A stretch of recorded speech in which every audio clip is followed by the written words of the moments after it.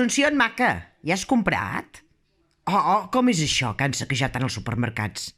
Ara te faré una trucada online. A veure... Escolti'm.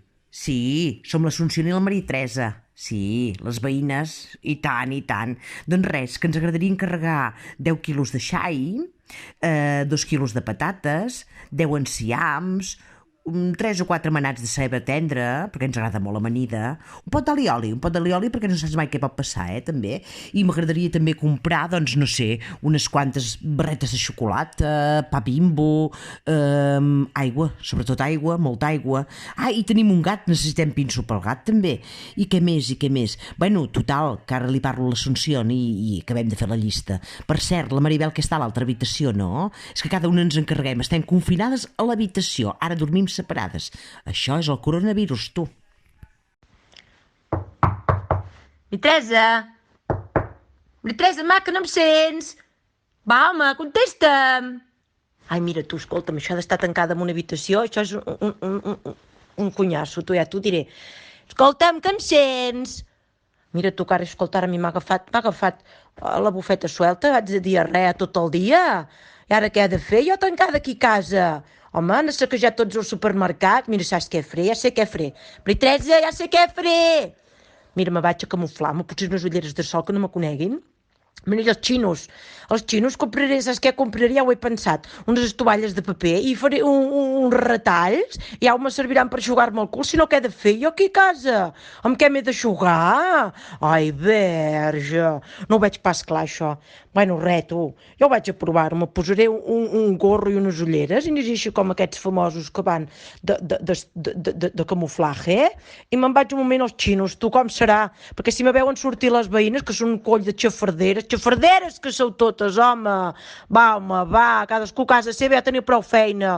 Mira que sou lletges, verge. Bueno, doncs ja ho vaig a fer-ho, ja us explicaré a veure com ha anat, Apa, adiós. Ai, nenes, això del coronavirus em fa patir una mica, Només faig que mirar la Tele3 i tot són males notícies. Però escolta, com que de totes les coses dolentes se'n pot treure una de bona, jo trobo que això del confinament és un gran invento. Mira, així entre tu i jo. Estic confinada aquí a casa les meves germanes, m'han deixat una habitació, és que són més maques. I escolta, aquí ho tinc la mar de bé, tinc de tot.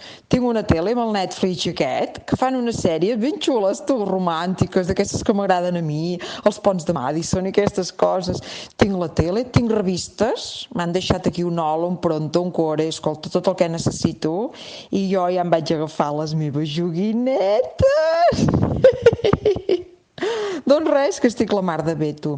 I a l'hora que toca menjar, les meves germanes que m'estimen amb bogeria em truquen a la porta, llavors jo agafo, obro la porta i m'han deixat, mira, un caldo, o una lasanya, o un flam, més bo. Ai, que maques que són.